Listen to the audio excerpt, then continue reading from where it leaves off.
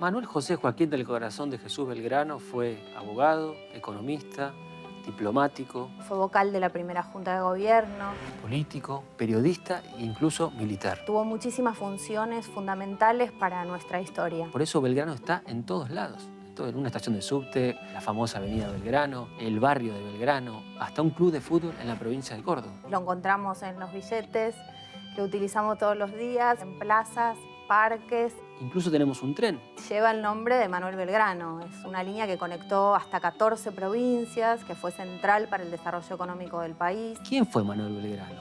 ¿Qué representa para los argentinos?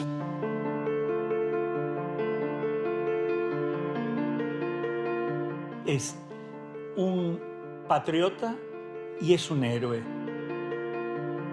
Un patriota, alguien que soñó un país independiente y puso su vida al servicio de esa causa. Belgrano era incansable, además era un todoterreno, ¿no? Si tuviésemos que decir futbolísticamente, era el Mascherano de la época en su mejor momento, el que las corría todas. A Belgrano en el ejército lo llamaban el bomberito de la patria. Se lo decían de forma irónica, acusándolo de que estaba todo el tiempo en movimiento, ¿no? Belgrano es el paradigma de los hombres de la independencia que pensaron que no solo había que dejar de ser una colonia española, es aquellos que pensaron que nuestro territorio, el territorio americano, tiene que ser un territorio independiente, pero al mismo tiempo igualitario. Belgrano era un adelantado, un pionero en todo sentido. Manuel Belgrano fue uno de los grandes transformadores. Podría ser definido como un hombre que tuvo muchas ilusiones, pero a la vez muchas frustraciones a la hora de concretar esas expectativas. Trabajar en una película de ficción en la historia siempre es interesante porque uno se contacta con el hombre y no con el monumento, el bronce. Siempre desde chico fue mi prócer favorito en lo que fue mi vida, así que cuando me concedieron el proyecto, la verdad que fue un sueño hecho realidad. De todos los próceres de la independencia, el más porteño es Belgrano. Yo creo que fue el prócer fundacional de la Argentina más relevante. Para poder caminar y caminar hacia el futuro, tenemos que ver que hubo hombres y mujeres que no fueron dioses ni diosas, sino que fueron hombres y mujeres como somos nosotros y nosotras, que pelearon por hacer realidad sus sueños. Belgrano pensó un país más allá de su coyuntura. Luchó por la coyuntura, pero pensó una sociedad para las próximas generaciones. Eso para mí tiene mucho que ver con lo que pensamos sobre la palabra héroe. Mucho me falta para ser un verdadero padre de la patria. Me contentaría con ser un buen hijo de ella.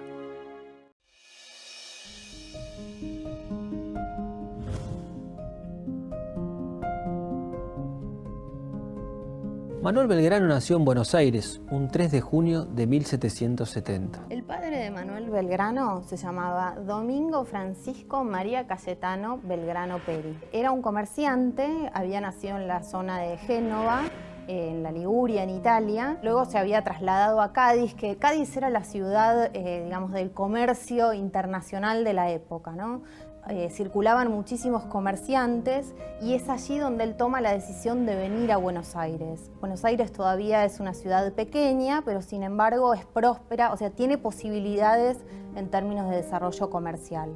Cuando llega aquí, se casa con María Josefa González, que era hija de una familia tradicional de Santiago del Estero. Recordemos que la madre de Belgrano pertenecía a la clase alta de la sociedad. Una familia muy numerosa, muy católica, un hijo ilustrado de una familia bien, que podía haber sido un abogado de la élite y terminó siendo revolucionario. Por mi bisabuela Flora llevo la sangre del general Belgrano y por Juan Carlos llevo sangre de un hermano de Belgrano y el apellido. De su madre heredaría el amor por la tierra americana y un fuertísimo fervor religioso. La madre de Belgrano era bravísima. La madre de Belgrano se cargó un juicio a cuestas que le habían hecho al marido y ella litigó como no era propio en una mujer de la época. De su padre heredaría su ambición, su deseo de prosperidad y su espíritu mercantil. Es el único prócer de los 30, 40 de la independencia que era hijo de un italiano. Su padre fue un inmigrante, logró construir una fortuna muy importante a través del comercio y del contrabando. vaya paradoja, contrabando que él criticó en numerosas ocasiones y que de hecho trabajó para modificar esa situación. Manuel Belgrano hizo sus estudios secundarios en el Colegio de San Carlos. Este Colegio San Carlos fue el que luego dio origen al Colegio Nacional de Buenos Aires. Belgrano se formó como un joven en una familia distinguida, acomodada, un chico bien, diríamos hoy, vestía bien, tenía buenas maneras y tuvo la oportunidad a los 16 años, que la mayoría de los chicos de esa época no tenían, que era ir a estudiar al exterior. Y comienza a leer todo lo que va a modificar el clima de ideas en ese contexto, y es ahí donde nace el prócer, ese hombre libertario que vamos a ver en acción en las provincias del Río de la Plata. Quiero volar, pero mis alas son chicas para tanto peso.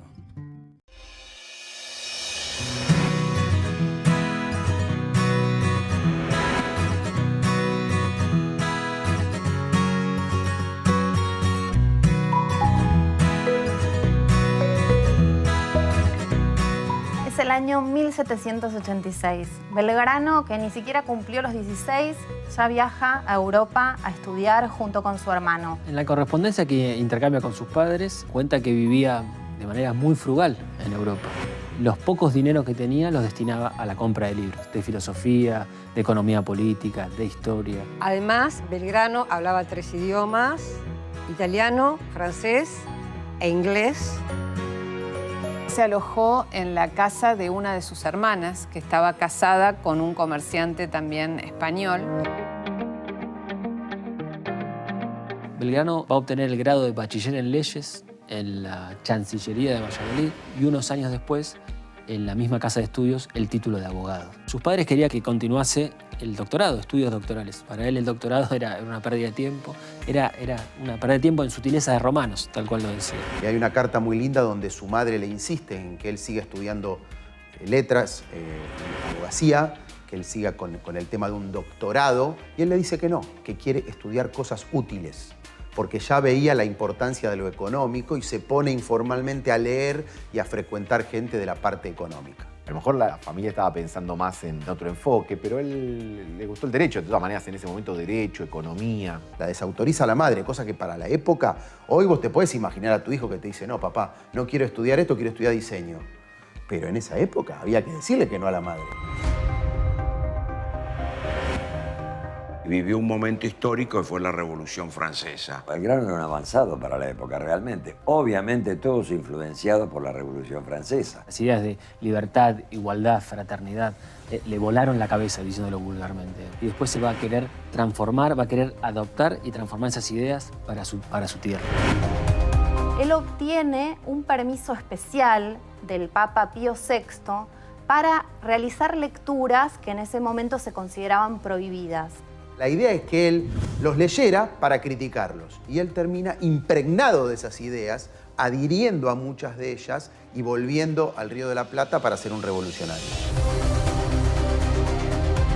Esas lecturas prohibidas, ¿qué son? Es Montesquieu, Voltaire, el liberalismo en términos políticos, la idea de soberanía nacional, la idea de división de poderes, la idea de república. Él nos enseñó que hay que trabajar juntos, nos enseñó que hay que luchar por aquello que pensamos y por las ideales que tenemos. Se apoderaron de mí las ideas de libertad, igualdad, seguridad.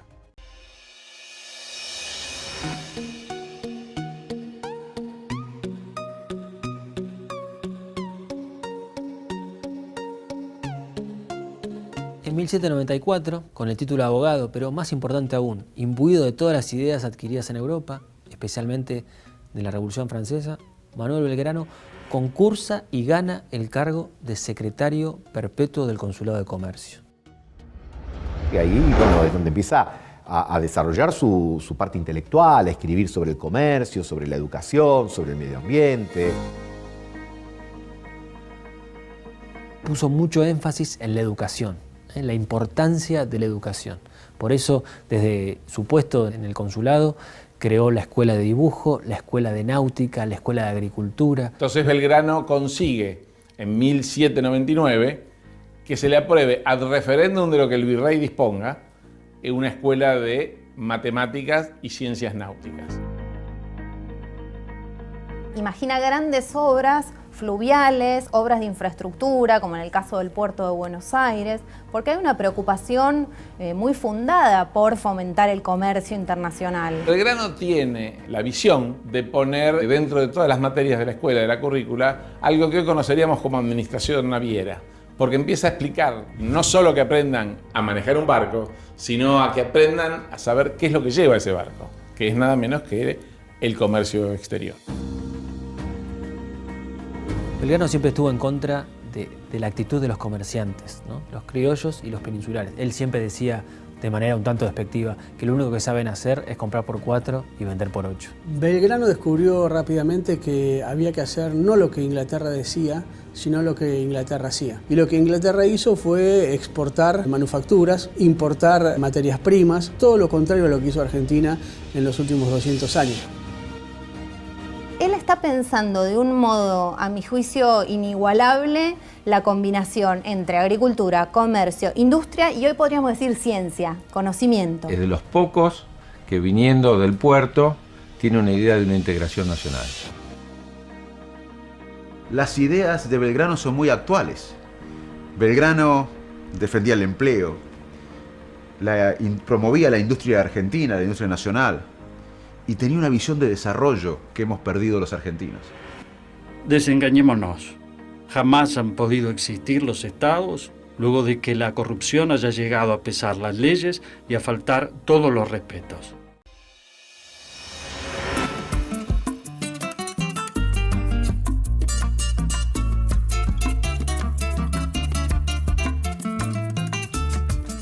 Belgrano era un gran defensor de la escuela pública. Él sostenía que las escuelas debían ser financiadas por las villas, por las ciudades.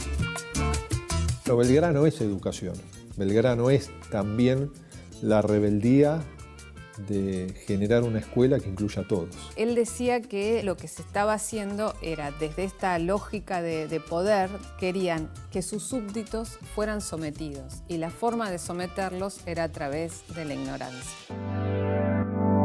Cuando uno genera conciencia, genera pensamiento crítico y genera libertad. Él se daba cuenta que había muchos niños y niñas que no podían acceder. A punto tal que le reclamaba a los jueces que obligaran a las familias a que mandaran a sus hijos a la escuela. Siempre tuvo la obsesión de la educación, por eso ya desde el consulado creó diferentes escuelas. Cuando recibe premios. Premio económico que recibe por la batalla de Tucumán y Salta para construir 4 escuelas. Eran 40.000 pesos, muchísimo dinero para la época. En lugar de, como harían muchos, no sé, comprarse un carruaje, comprarse ropa, mejorar su casa, dona ese dinero para la construcción de 4 escuelas. Belgrano puso la plata, pero la plata se usó para otra cosa. Él defendía la educación pública, gratuita y obligatoria. A tal punto llegaba su reivindicación del derecho a la educación que él pensaba que los maestros tenían que ganar lo mismo que un juez de primera instancia. Y explica cómo tenía que ser dedicado y cuánto había que pagarle al docente. Se destinaban, ponele 500 pesos, 400 fueran para la paga durante el año del maestro y 100 para comprar material didáctico y para poderle dar ese material a los chicos que no tuvieran cómo llegar a comprárselos. Pero él también, paradójicamente, hace el reglamento de las escuelas. ¿Sí? Y el reglamento de las escuelas es interesante porque hay que leerlo con la mirada de la época. Por ejemplo, estaba permitido el azote a los chicos, pero él dice nunca más de 6 azotes. Dice, a lo sumo podría ser 10 azotes, dice, pero nunca en público porque no hay que avergonzarnos.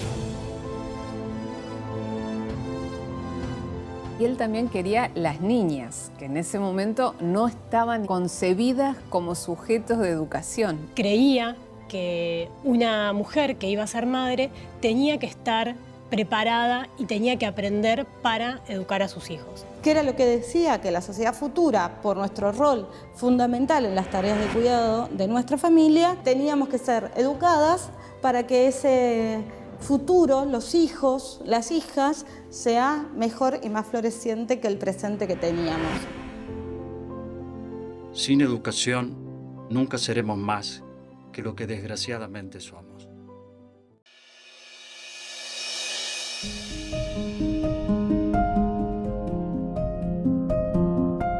uno de los oficios más importantes de Manuel Belgrano fue el periodismo. Pensemos que en esa época el único diario en España era el Diario de Madrid. Y un decreto prohibió la circulación de cualquier otro periódico. Pero al mismo tiempo, ese decreto daba la posibilidad de que cada reino tuviera uno de circulación pequeña, local. El primero va a ser el Diario de Lima y luego nuestro prócer va a idear aquí también un periódico. Algunos lo definen como el primer cronista argentino. Tenía una pluma privilegiada, tenía mucha facilidad para explicar y para convencer. Para Belgrano la prensa también fue un púlpito, de algún modo. Era una forma de hacer conocer sus ideas, de mostrar sus ideas. Y en esa dirección también le dio lugar a voces que en ese entonces no aparecían o voces silenciadas.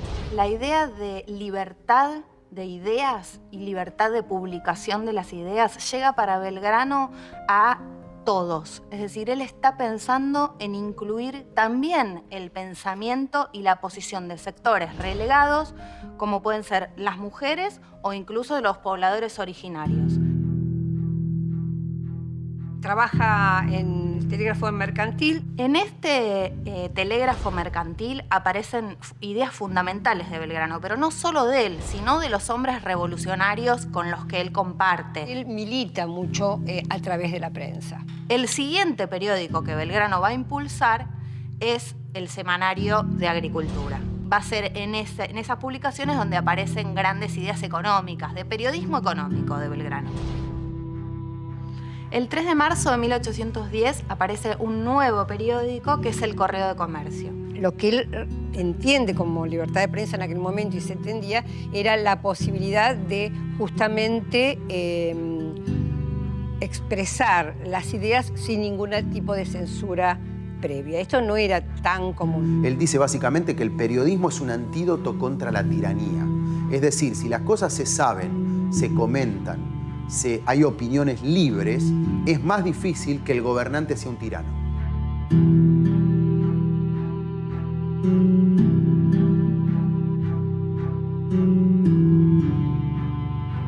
Yo asocio el heroísmo de Belgrano con la búsqueda de la verdad, con la necesidad de la libertad y con no renunciar a aquello que le da sentido a su vida.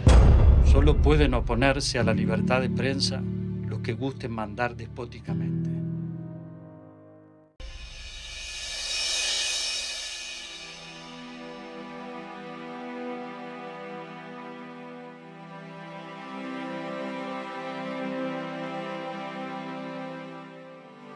Es 1806, Inglaterra tiene dificultades para comerciar continentalmente en Europa y sale a la búsqueda de nuevos mercados donde colocar sus productos, y eso explica su desembarco en Buenos Aires.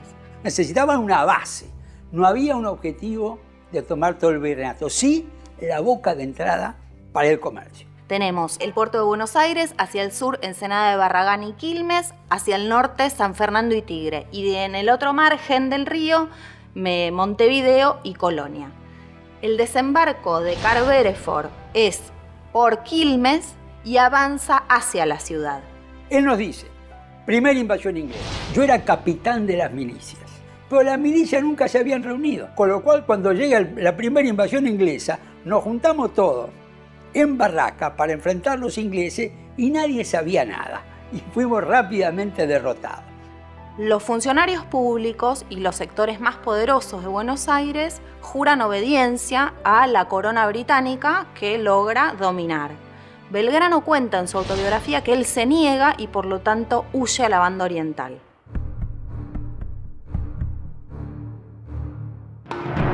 Segunda invasión inglesa. El regimiento de patricios elige sus jefes y oficiales por votación popular. ¿Quién fue electo número 2 de los patricios? El cargo de sargento mayor, Belgrano. Cuando llegan los ingleses, se encuentran con un pueblo de la ciudad de Buenos Aires dispuesto a defender la ciudad como sea. Las crónicas de los ingleses lo que cuentan es cómo toda la población, del modo que pudo, repele esa invasión tan fuertemente que por eso fracasa. Pensemos que Nos estamos enfrentando a la potencia más importante del mundo de ese entonces. Tienen una contundente victoria, haciendo que la columna principal del invasor inglés en aquel momento se rinda casualmente frente al convento de Santo Domingo, donde hoy descansan los restos de Belgrano.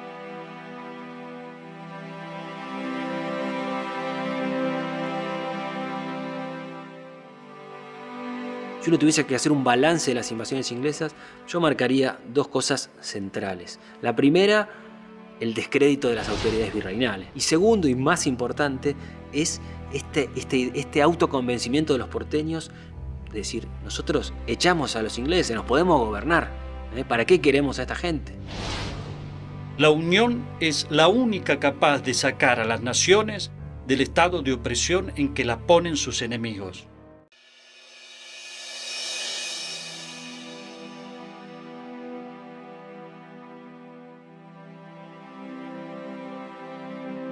Para poner en contexto, hay que recordar que Fernando VII, rey de España, había quedado preso por la invasión de Napoleón y que por lo tanto España estaba gobernada por una junta en la ciudad de Sevilla. Lo que se produce unos días antes de la Revolución de Mayo es la caída de esa junta de Sevilla, lo que significa la disolución de ese gobierno central. El 17 de mayo es el día que se confirma la noticia de la caída de la junta de Sevilla. Cisneros se ve obligado a hacer una proclama, es decir, a hacer un aviso, pero tratando de no decir lo que había que decir, que es que el poder había caído y que eso generaba expectativas en las colonias y alimentaba los intereses de los independentistas.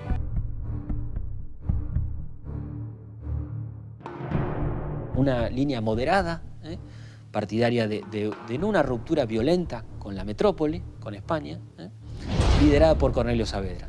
Y una segunda línea, una segunda corriente, mucho más radicalizada, mucho más de una idea de ruptura, es liderada por Mariano Moreno, el secretario de la primera junta.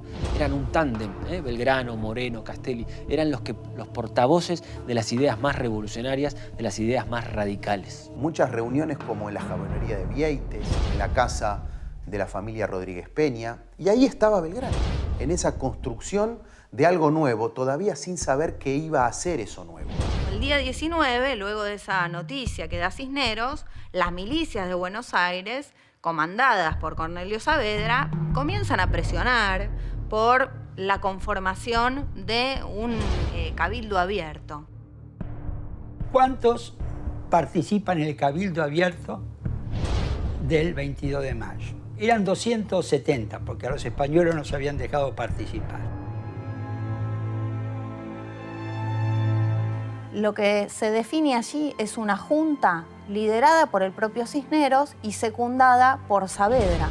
Sin embargo, el pueblo reacciona violentamente a esa situación. Eso genera una indignación entre aquellos que habían impulsado el Cabildo Abierto del 22 de mayo y que habían triunfado en la votación. A la noche del 24 se firma un petitorio que firman más de 400 personas y esa gente se moviliza el 25 de mayo logrando que renuncie la junta formada el día anterior y efectivamente esa multitud, más el poder de fuego hipotético que no se usó de los milicianos, permitieron que triunfaran los revolucionarios, ¿no? Juro a la patria y a mis compañeros que si a las 3 de la tarde del día inmediato el virrey no hubiese sido derrocado, a fe de caballero, yo le derribaré con mis armas.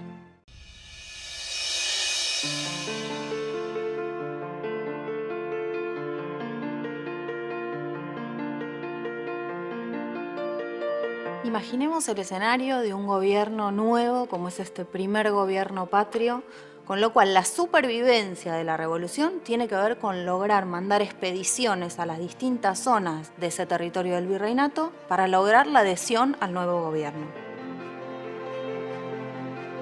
Y ante las noticias de la llegada de los españoles por el Paraguay, le dicen a Belgrano, no señor, deje el camino a la banda oriental y váyase para Paraguay.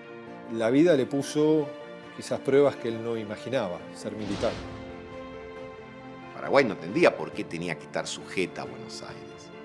Mandarte a entrar por ahí o a defender ese frente es realmente, viste, como marcar a Messi, digamos. Tenés que tenés que tener mucha voluntad, te tenés que esmerar. El camino que va a hacer Belgrano es desde Santa Fe, Corrientes, bordeando el río Paraná hacia Misiones y de allí hacia Paraguay. Sale con 500 hombres, Entre Ríos, Corrientes, recoge 500 milicianos y acá empieza a aparecer el Belgrano, jefe militar. Los milicianos empezaron a desertar. ¿Cómo paró la deserción Belgrano? Fusilando los primeros desertores.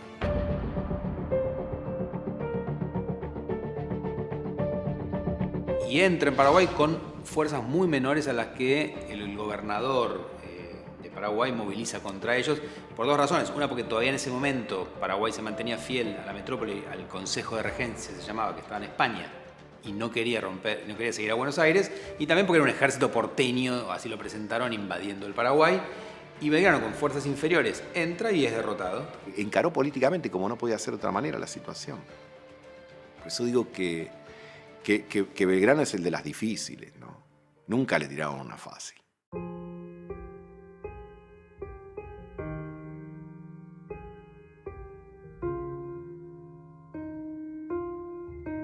Cuando Belgrano vuelve a Buenos Aires después de la expedición al Paraguay, es enjuiciado. Pero el enjuiciamiento de Belgrano dura pocos días. Automáticamente es absuelto.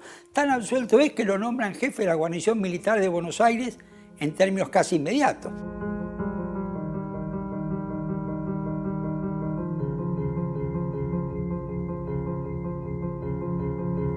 El liderazgo requiere de imaginar un futuro.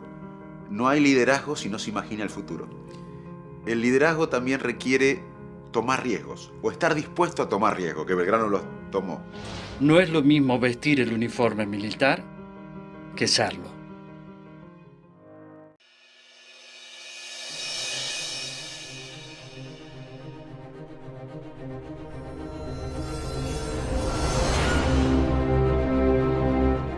Belgrano tuvo dos grandes victorias militares: las batallas de Tucumán, septiembre de 1812, y la batalla de Salta, febrero de 1813. Pero no sabemos por qué una manga de langosta decidió jugar del lado republicano y atacar a los realistas.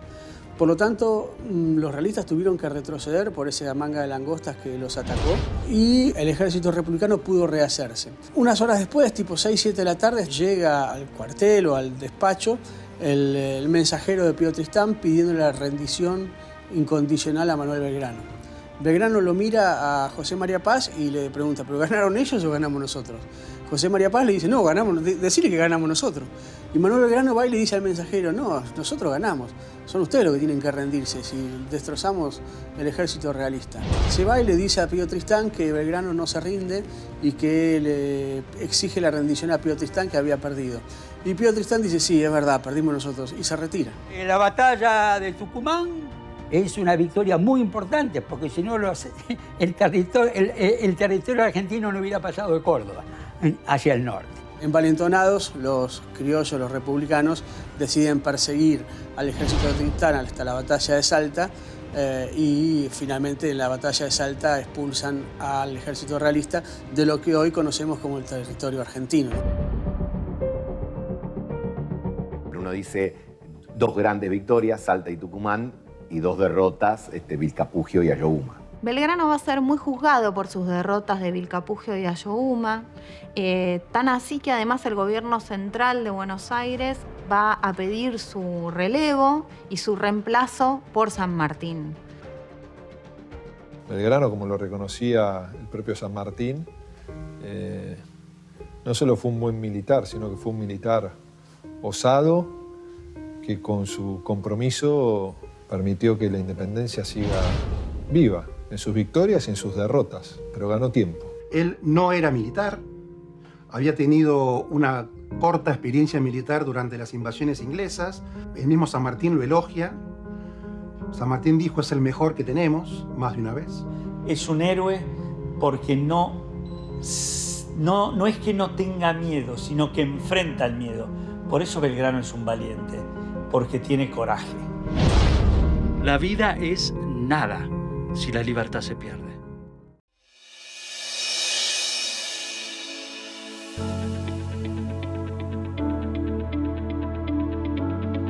Para Belgrano, la igualdad no es algo escrito en un papel, es realmente un concepto fundamental de la sociedad. Los próceres de nuestra patria, Manuel Belgrano es el más preocupado, el más emparentado con la búsqueda de la igualdad. Él estaba en contra de lo que se denominaban las castas. Las castas eran aquellos que no eran los blancos españoles.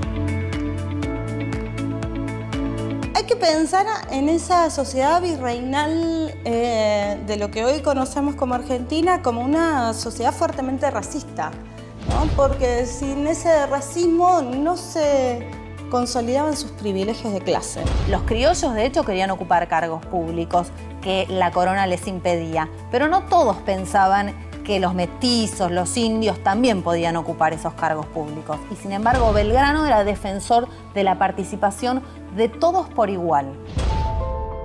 De acuerdo al color que uno tuviera, tenía derechos diferenciados. Por un mismo delito, un blanco no era azotado y alguien considerado de casta, fuera pardo, fuera mestizo, fuera cualquier tipo de que alguien no considerado blanco, podía ser azotado, por ejemplo. Él se oponía a que el rico tuviese mucho y el pobre no tuviese nada. Belgrano buscaba la igualdad entre criollos españoles, pueblos originarios y afrodescendientes, o esclavos africanos que eran traídos en los barcos y vendidos a nuestra tierra. Belgrano, cuando va a la expedición al Paraguay, proclama en las antiguas misiones guaraníes la necesidad de justamente de igualar a los indígenas con los blancos, ¿no? Eso le va a generar una enorme adhesión de los sectores populares, especialmente entre los pobladores originarios. Son ellos mismos los que lo van a defender incluso cuando tengan que testificar en procesos que se le realizan por las derrotas que tiene.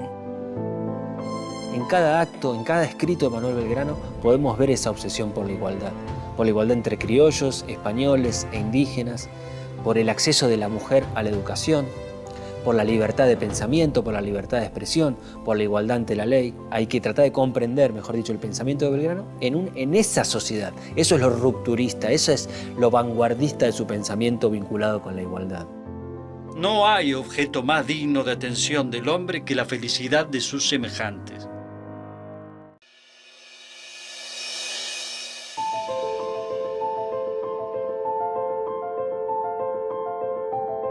Fines de 1811. Juan Martín de Porredón es relevado de su cargo en el Ejército del Norte y reemplazado por Belgrano. Belgrano asume un rol fundamental de un ejército que acaba de ser fuertemente derrotado y que está devastado. Intenta recomponerlo en la provincia de Jujuy, sabe que tiene que retroceder porque las tropas realistas tomaron Cochabamba, están avanzando y el triunvirato le da la orden de retroceder hasta Córdoba. La decisión de Belgrano es la de tierra arrasada, lo que conocemos como éxodo jujeño. El éxodo jujeño es un Belgrano muy enérgico. Liderar / obligar a una población a abandonar, destruir sus propiedades por un objetivo de guerra no es nada fácil. Nosotros recordamos hoy como una épica el éxodo jujeño, pero bueno, tenés que agarrar todas tus cosas e irte de tu lugar de origen y de nacimiento para retroceder ordenadamente y tratar de no dejarle al enemigo, bueno, enseres, alimentos, todo eso, ¿no? Se van porque esa es su tierra y no se van a quedar allí para ser sometidos. No van a quedar como trofeo de otros. Ellos se van y lo que conquistan no es la tierra de ellos, sino una tierra anónima. Por supuesto, dentro de este éxodo había gente que estaba a favor, gente que estaba en contra, gente que se quedó, no fue total el éxodo. Ese traslado se realiza al mismo tiempo que se siguen produciendo elementos fundamentales para las tropas. Entonces hay una especie de fábrica ambulante que se llamaba La Maestranza, donde se producen cuchillos, bayonetas, hay mujeres que se dedican a coser uniformes. Es decir, son muchos días y de mucho trabajo. El compromiso de la población no es solo irse, dejar todo en sus lugares, sino además entregar su trabajo para el ejército revolucionario. El último que dejó la ciudad de Jujuy fue Belgrano.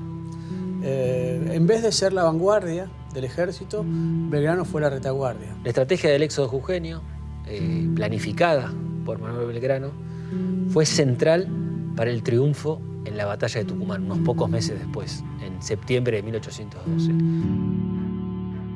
Belgrano conduce el éxodo jujeño, pero también le hace entender a todos que no estamos abandonando nuestra patria, sino que estamos impidiendo que sea conquistada por otros. Es preciso en este tiempo hacer cosas extraordinarias y sacrificarlo todo por la salud de la patria.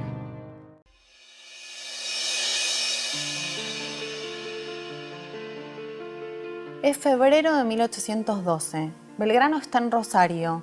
Su función es la de crear dos baterías, Independencia y Libertad. Baterías son conjuntos de cañones de artillería para poder disparar, es decir, para evitar el avance de las tropas por el río Paraná. Aún durante la época revolucionaria seguía flameando la bandera española en muchos edificios de la ciudad de Buenos Aires.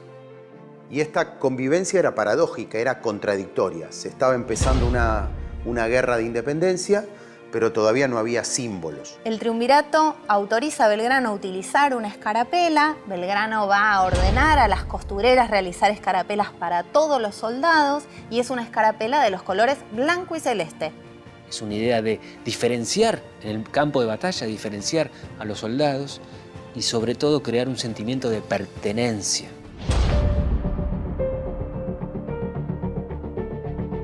Pero el 27 de febrero Belgrano va un poquito más allá, porque además de la escarapela, lo que quiere hacer Belgrano es izar una bandera de los mismos colores de la escarapela. Es una decisión absolutamente personal, es de él. Esa bandera se la va a encargar a una mujer que se llama Catalina Echevarría de Vidal. La iza el 27 de febrero a la tarde y envía una carta al triunvirato. Después de izarla diciendo, es la carta famosa donde él dice, bueno, hoy a las 18:30 izé una bandera blanca y celeste porque con los mismos colores de la escarapela. La bandera argentina es hija de un acto subversivo de Belgrano. El gobierno de Buenos Aires no quería que Belgrano creara la bandera. Rivadavia le exige que la guarde porque no quería molestar a las grandes potencias. Incluso a él lo castigan, le dicen primero guárdela, porque no es momento de sacarla, no vaya tan rápido. Y él igual la usa, hace como que no se entera, sigue usando esa bandera original. Se da por comunicado de esa circunstancia, dice que no la va a usar, que la va a guardar. Pero antes de la batalla de Tucumán, antes del éxodo jujeño, Belgrano hace bendecir esa bandera en Jujuy. Y ahí el 25 de mayo en Jujuy vuelve a izar la bandera blanca y celeste. Entonces el triunvirato vuelve a escribirle pidiéndole por favor que no lo haga.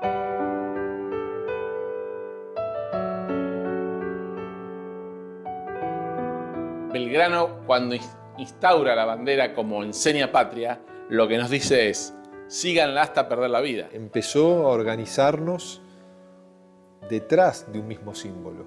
Y que eso es lo que también permitió fortalecer el camino para poder ser patria, para poder ser independientes. No olvidéis jamás que vuestra obra es de Dios, que Él os ha concedido esta bandera y que nos manda que la sostengamos.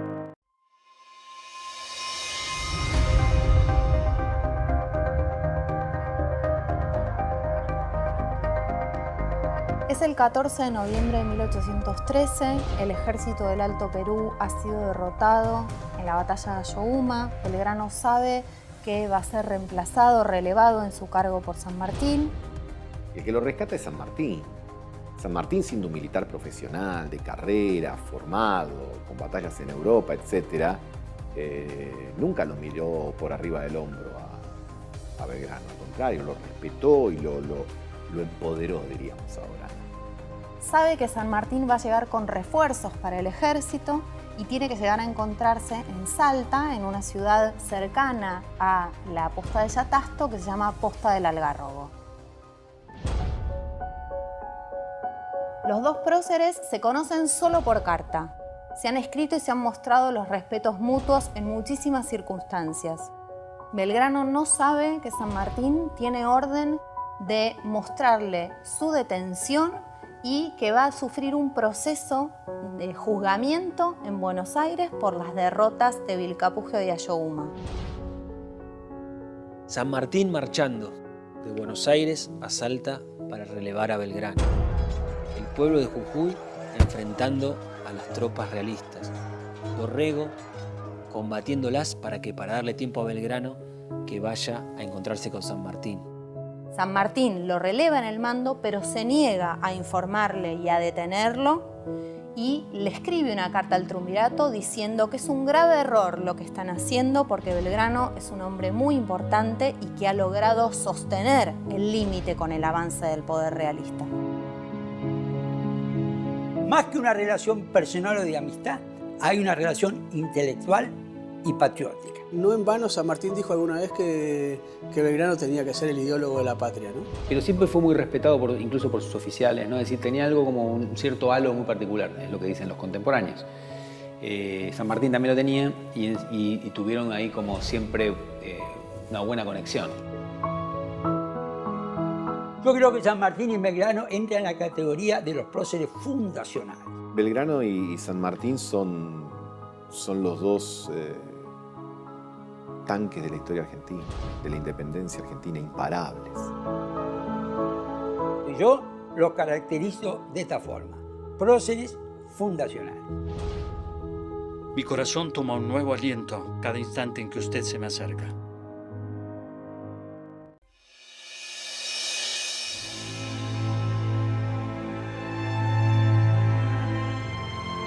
Es 1814. Belgrano fue relevado de su mando en el ejército del Alto Perú.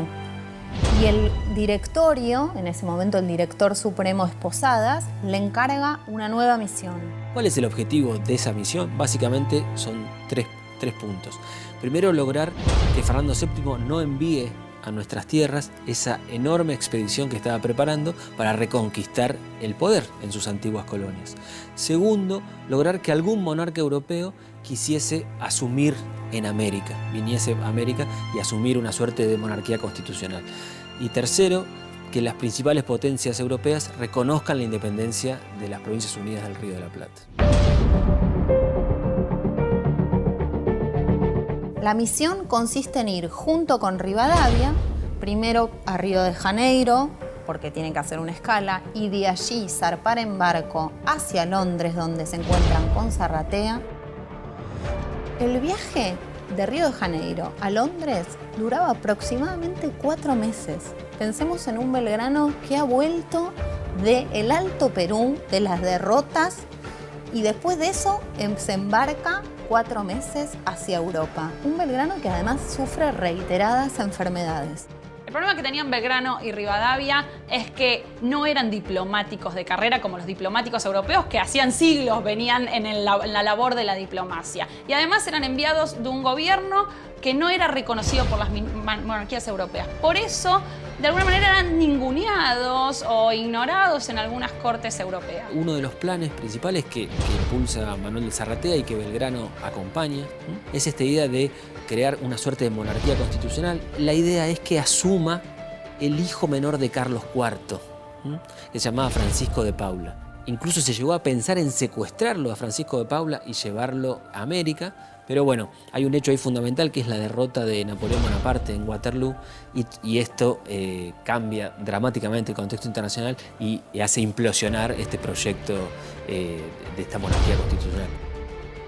Belgrano vuelve antes de este viaje, vuelve solo, ya es 1815, fines de 1815, y es muy importante para él participar de ese congreso. Ese congreso es el ámbito donde se va a definir la discusión por la independencia, por el orden político, y Belgrano quiere ser protagonista, quiere estar.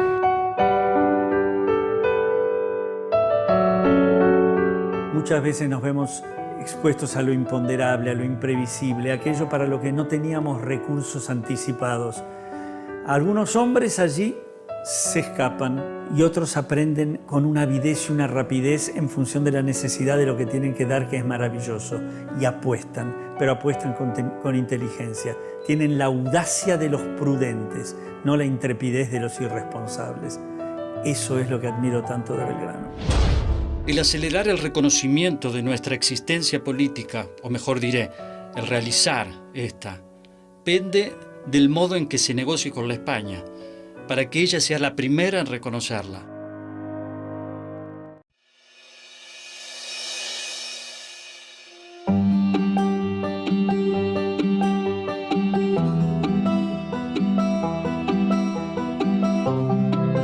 Para 1815, la situación de las provincias del Río de la Plata es muy conflictiva, tanto por lo que está sucediendo en Europa, donde Fernando VII volvió al trono dispuesto a restaurar la monarquía, como por la conflictividad entre los proyectos políticos de distintas provincias.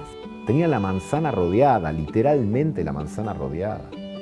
Era un rinconcito de América el que resistía contra Fernando VII, que había regresado con toda la fuerza, ¿no?, para recuperar la extensión de su imperio. La forma de resolver esa cuestión es llamar a un congreso más amplio que se realice en la ciudad de Tucumán, invitando a diputados electos de forma más democrática. Belgrano se da cuenta de algo, que lo dice ante el Congreso de Tucumán. Dice, antes la moda era republicanizarlo todo, ahora la moda es monarquizarlo todo. Es importante lograr la instalación de una monarquía temperada, dice él, al modelo de Inglaterra, y al mismo tiempo plantea una propuesta muy innovadora, que es la de que ese monarca sea un rey inca, Juan Bautista Túpac Amaru.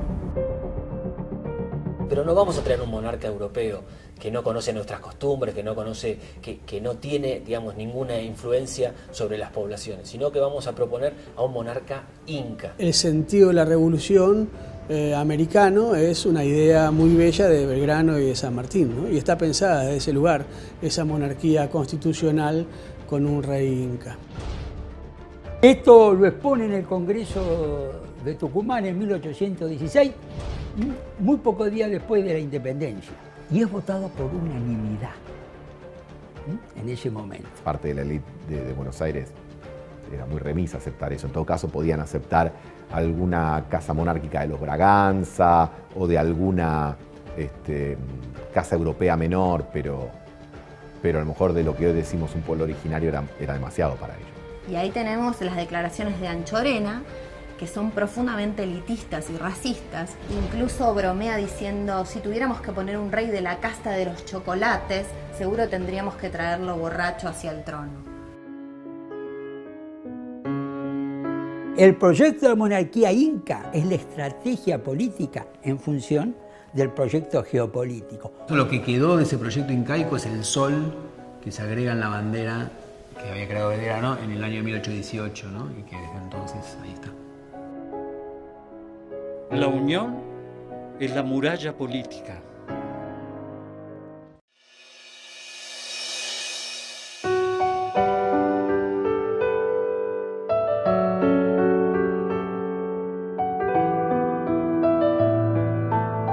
Belgrano tuvo dos grandes amores.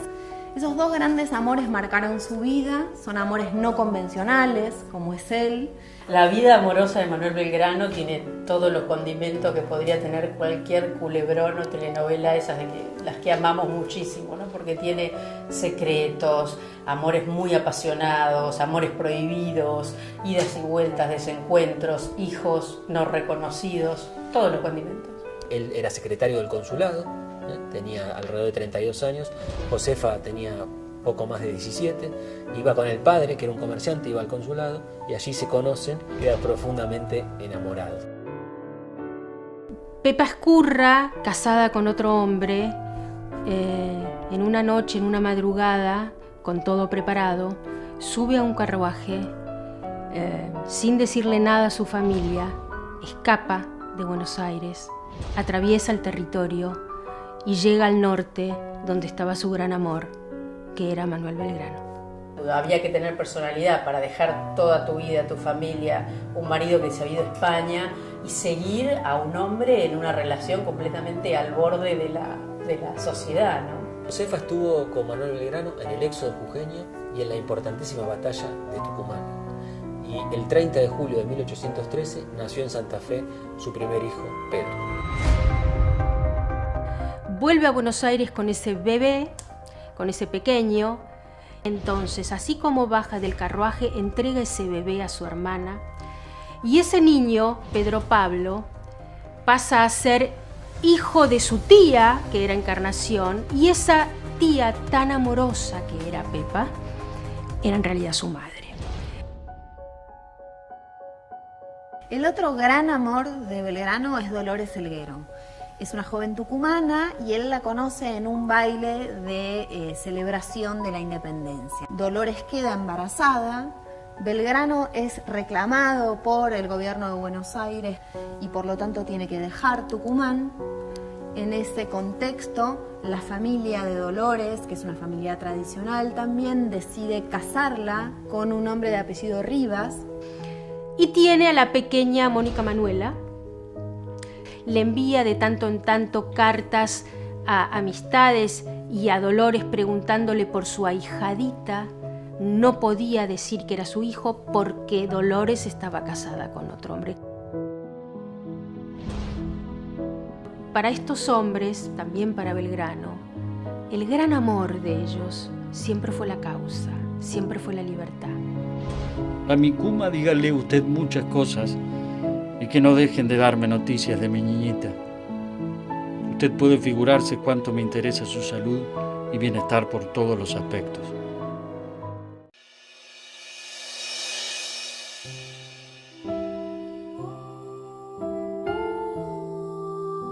Belgrano sufrió físicamente dolencias, enfermedades desde muy joven.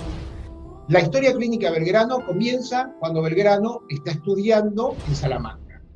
Cuando está estudiando en Salamanca, aparentemente por sus veleidades amorosas, contrae una enfermedad que era muy común en ese entonces, que era la sífilis. El 3 de mayo de 1813, Belgrano envía una misiva, una carta al gobierno establecido en Buenos Aires, indicándole que sufre de paludismo. El paludismo que lo aqueja, como quejaba muchísimas personas en el norte de la República Argentina, durante sus campañas, como al Paraguay, etc., probablemente lo haya contraído en alguno de esos momentos. Las cartas que él escribe describiendo su situación en el inicio de la batalla de Salta también dan cuenta de una situación de mucha fragilidad física. Belgrano llega a la batalla en un carruaje, una especie de transporte que se llamaba la Sopanda, y está allí descansando, intentando reponerse para poder ir al frente de batalla. A pesar de esas dolencias, Belgrano sale a combatir.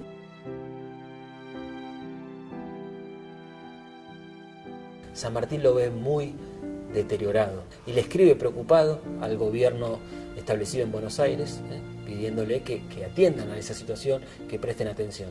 Pero el gobierno de Buenos Aires hace caso omiso al reclamo de San Martín y lo conmina a Belgrano a que vaya, porque lo quiere hacer un consejo de guerra por las dos grandes derrotas que sufre Belgrano, que son Vilcapugio y Ayohuma. En esas condiciones vuelve en un momento, es apresado, hasta es encadenado, y el edema que tenía en las piernas por ya su insuficiencia cardíaca, le deja marcas de los grilletes.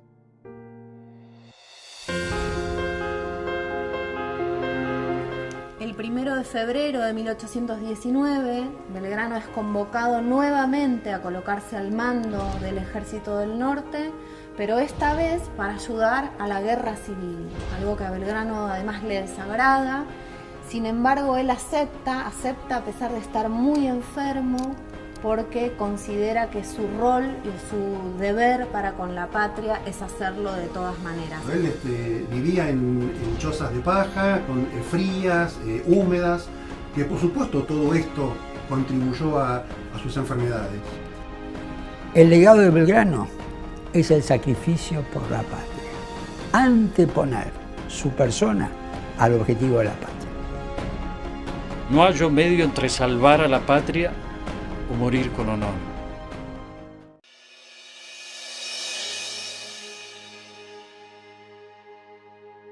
Belgrano tuvo ideas muy innovadoras respecto de la relación con la naturaleza.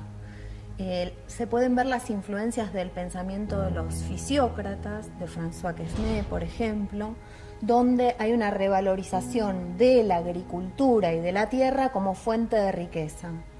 Lo que Belgrano va a interpretar es que es importante cuidar y proteger los reinos, el reino animal, el reino vegetal y el reino mineral, para lograr sustentabilidad en el progreso. Estas preocupaciones de Belgrano por lo que hoy llamaríamos la ecología las podemos encontrar ya en el joven Belgrano, cuando él es secretario del consulado, publicaba las memorias año por año y allí, en esas memorias, ya denuncia la depredación del suelo y del medio ambiente. Belgrano fue un precursor de la ecología agraria y de la agricultura. Además, fue una persona que escribió documentos alertando sobre la preocupación y el problema que podría traer aparejado, por ejemplo, el desmonte o las talas, y en definitiva fue un precursor también de la defensa, ¿no?, de la naturaleza. Por tanto, tiene un valor muy significativo. Otra de las ideas de Belgrano fundamentales es que por cada árbol que se utilice para la carpintería hay que poder plantar otro. Es decir, es una idea que hoy escuchamos muy a menudo, pero pensemos que Belgrano lo está diciendo en el 1800 en un contexto donde eso prácticamente era impensado para las mayorías. Belgrano estaba en contra del monocultivo, que es algo que si se hubiese aplicado, si hubiese atendido, hoy estaríamos en otra situación, y estaba a favor de los cultivos rotativos. Es uno de los primeros en plantear la idea de que los cercos sean naturales, es decir, con árboles plantados y no, digamos, con alambrados, etcétera, porque eso permitía mantener la humedad y a la vez obtener los frutos de esas plantaciones. Belgrano también planteó un proyecto de extensión rural para que los curas puedan tener formación y formen acerca de los beneficios de la agricultura. Por eso los curas debían enseñar a los pobladores a cosechar, a sembrar la tierra y a cuidar el suelo. Fue un precursor, fue un adelantado en este sentido, y por eso, al mismo tiempo de alertar sobre el peligro de los desmontes, también obviamente planteaba la protección y el cuidado de la naturaleza. Es indispensable poner todo cuidado y hacer los mayores esfuerzos en poblar la tierra de árboles.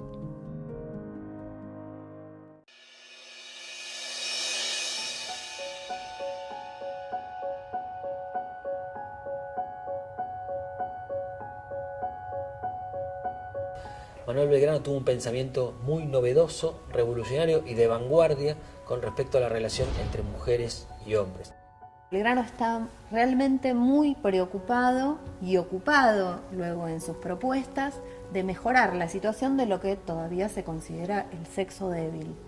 ¿Qué es lo que Belgrano sostiene? Belgrano piensa que la mujer no solamente es sujeto de una educación moral, de control de sus conductas, sino que es necesario que pueda formarse tanto en las letras, en la aritmética, como luego ser incorporada al trabajo. Belgrano pensó cómo incluir a las mujeres, a todas las mujeres. Pensaba un rol de educadora de la futura sociedad, para las mujeres con recursos y también para las de menos recursos. De la ignorancia nada puede surgir. Aquel que no sabe no puede hacer que el otro aprenda. Entonces, desde ese lugar quería que las mujeres fueran consideradas sujetos de educación. No sentía que las mujeres habían venido a este mundo para traer hijos nada más y ser la esposa de... Promueve el hecho de que la mujer pueda tener su propio pecunio, su propia, que estudie, por supuesto, se capacite, se desarrolle y tenga su propia economía, de manera que él no tenga que estar pendiente de su riqueza para conseguir un buen partido, que pueda elegir el partido que quiera. Belgrano en su ejército tenía mujeres en las filas, como había mujeres en los ejércitos en esa época. No solamente atrás, en las tareas de cuidado de ese ejército durante la campaña, sino en la primer fila de batalla. María Remedios del Valle, una heroína olvidada por nuestro pueblo, pero una heroína del ejército de Belgrano. Luego del triunfo en Tucumán, Belgrano la nombra capitana. No hay sociedad que pueda subsistir sin la colaboración de ambos géneros. Él sabía que esto no era automático, él sabía que esto exigía cultura, inteligencia y sobre todo un respeto enorme por la dignidad del ser humano. Educar a las mujeres para que éstas logren su emancipación y puedan ser libres para elegir el amor y el matrimonio.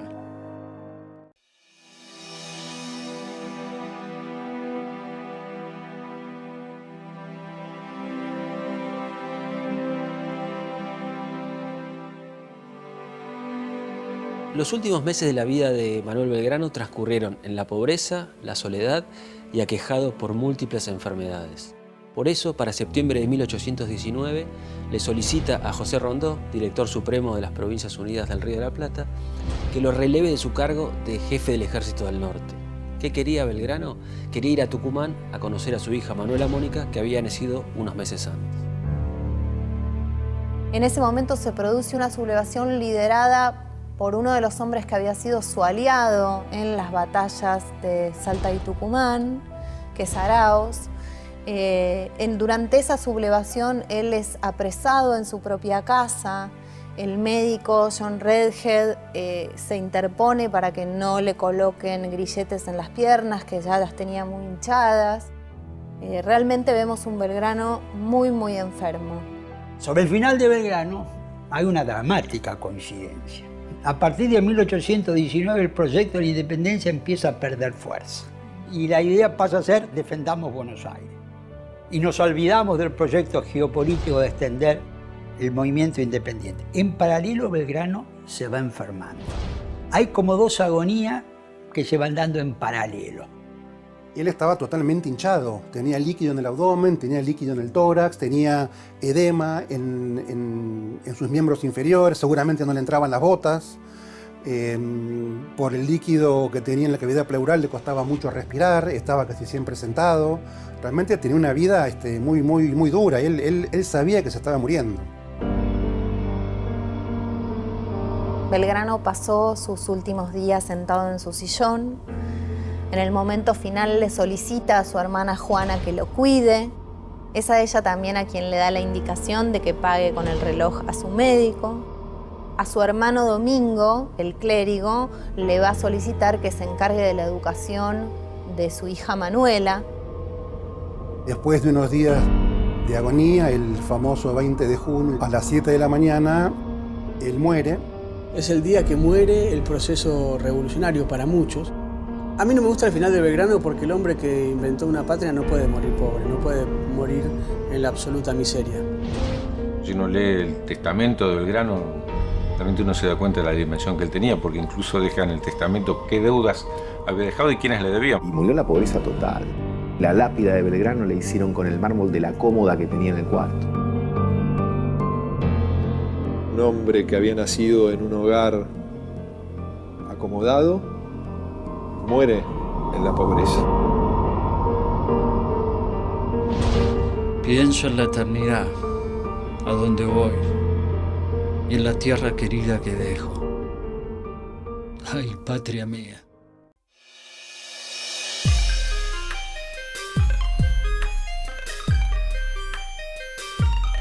Muchas de las ideas de Belgrano están totalmente vigentes en la actualidad, son discusiones muy actuales en el mundo y en nuestra Argentina.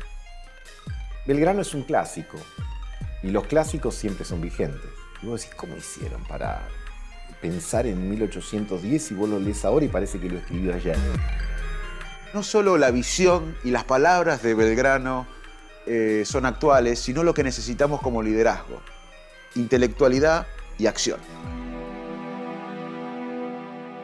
Una de las características de Belgrano es haberse anticipado, haber, con una gran curiosidad intelectual, haberse anticipado. Belgrano es un estadista, es alguien que pensó políticas públicas en una época y se adelantó a su tiempo.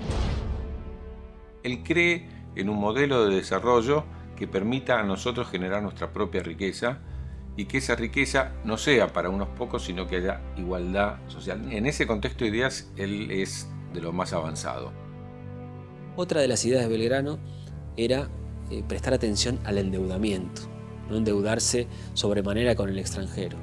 Cabe señalar que Bernardino Rivadavia, su rival político, fue el primero que tomó un préstamo con Inglaterra, con la Baring Brothers, y allí está el origen de nuestra deuda externa. La semilla de su pensamiento es la semilla del pensamiento progresista, popular de este siglo XXI, una educación gratuita, pública, transformadora, un Estado presente que promueva el desarrollo. Por otro lado, es un defensor de la industrialización. Está diciendo que es muy importante transformar en manufactura aquellos bienes que se obtienen de la tierra. No exportemos cueros, exportemos botas. Él quería que se funden en Argentina industrias que puedan hacer algo con la materia prima. También tiene una idea muy innovadora, que es la importancia del consumo como motor del crecimiento o del desarrollo. Para Belgrano, los países que más consumen, tanto a nivel interno como externo, son aquellos que más crecen. Fue un hombre que pensó la Argentina sin saber que estaba pensando la Argentina. Belgrano fue uno de los grandes arquitectos de la formación de la nación argentina. Belgrano fue un héroe, pero no un mito. Un hombre vulnerable, conflictivo y sobre todo lo que tuvo muy inhabitual en estos tiempos es grandeza. Si Bertolt Brecht lo hubiese conocido, diría que se hubiese inspirado en él para hablar de los imprescindibles, de ese verso de Brecht, hablando de los hombres imprescindibles que luchan toda la vida. Un hombre que luchó toda la vida por un país que todavía está luchando por ser un país grande. Deseó ardorosamente el mejoramiento de los pueblos. El bien público está en todos los instantes ante mi vida.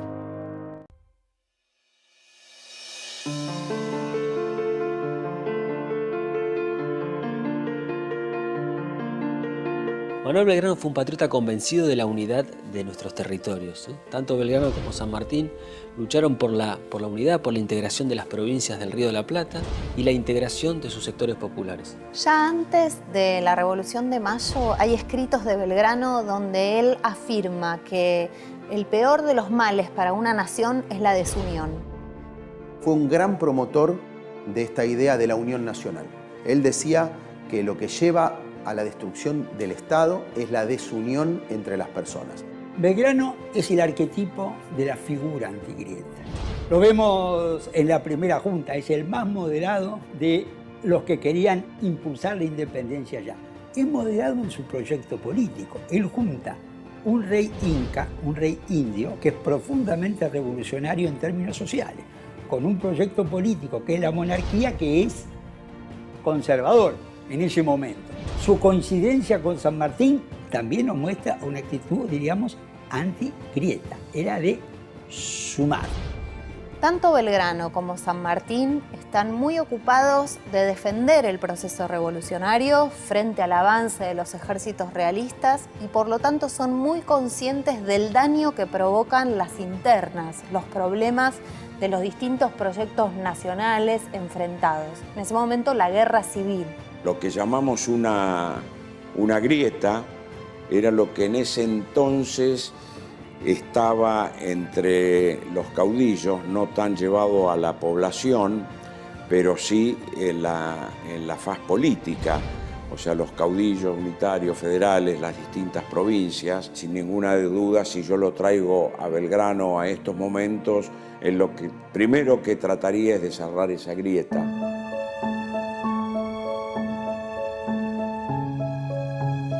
En el caso, por ejemplo, de su campaña al Paraguay, cuando tiene que lograr unir también a Asunción al nuevo proyecto del gobierno patrio, también vemos que Belgrano lo que intenta es la unidad, intenta evitar el enfrentamiento para lograr un proyecto conjunto.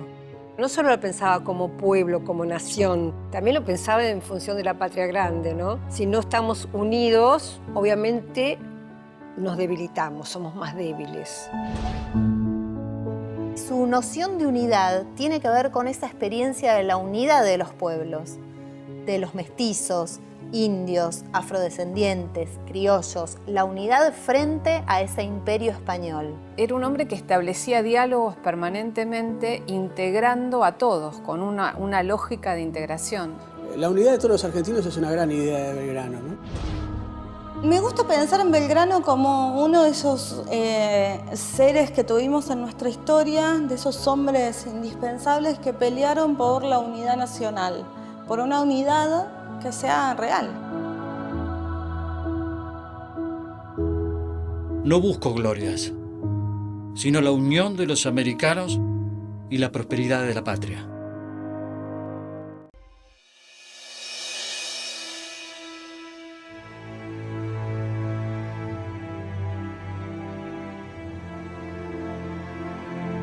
El legado de Manuel Belgrano, a 200 años de su muerte, es inmenso. Belgrano es el ejemplo de un hombre a disposición de un proyecto colectivo.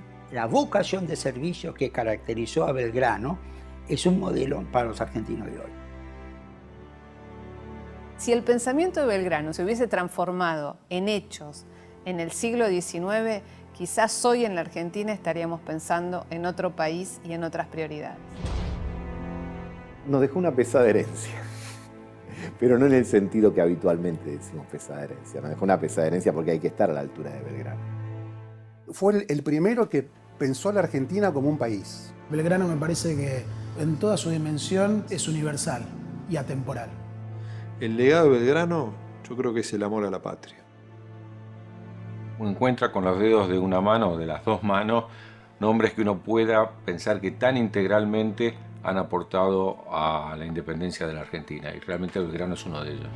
El principal legado de Belgrano es una expresión de deseo, que es el deseo de poder construir finalmente la patria que él soñó. Sentó las bases de lo que es hoy nuestra actividad marítima internacional, nuestro comercio exterior y obviamente uno de los pilares de nuestra independencia. Yo lo veo como un estadista Belgrano porque promueve políticas públicas que hoy son de sentido común.